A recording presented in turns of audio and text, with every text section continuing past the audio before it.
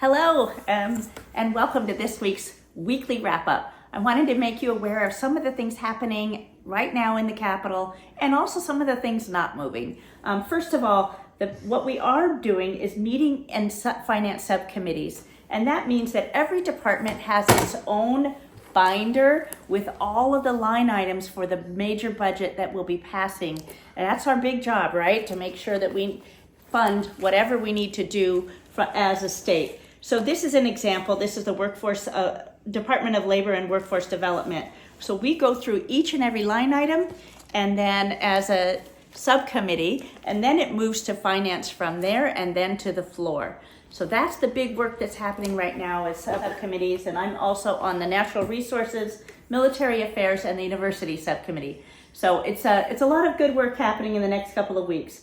Additionally, keep your eye on the HB 89. We moved that out of finance this week, and while my amendment did not pass to further broaden opportunities for childcare, it's a good start. And if you want to learn more about it, you can read the newsletter at length. And then we have another bill to track is the SB 100. Pardon me, that should be HB 100. And that is Representative Jenny Armstrong's bill around the Family Leave Act. It stands a really good chance to make a difference for many of our working families here in Alaska. And then there's HB 193. That's a funny one. People are calling it the Clean Bag Bill. So remember, we had Senate Bill 140, which was a broadband bill for education. The idea is to make sure we have more broadband available, especially in rural areas. And it has a deadline on it because it's an opportunity for us to get federal dollars. So remember that last one at Senate Bill 140 had everything added onto it, from transportation to the BSA, and then the governor, well, through the Rules Committee, we saw everything from charter schools to all sorts of extras getting added to it. And so now we have one that is just broadband right now in finance. So that's one to keep your eye on.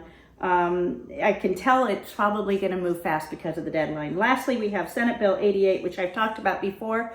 That's one that is sponsored by Senator Giesel, and it's about retirement. It's an opportunity for our current public employees to have a retirement that's a reasonable retirement plan. It is something that will change the whole landscape for Alaska to be able to recruit and retain our public employees. Everything from teachers to firefighters to police officers. We're really struggling right now. So I'm going to be tracking this one closely and encourage you to do the same. Currently, I think it's in House State Affairs. So we need to get it to the floor. Then lastly, I wanted to share with you that if you want to track some of the kind of ins and outs of what's happening in real time, you can go to www.akledge.gov and then click on Live Now. And you can follow many of the committee meetings which are there, or look for the archive meetings if you're busy at work. And then you can also track anything that's happening. They always put the floor sessions.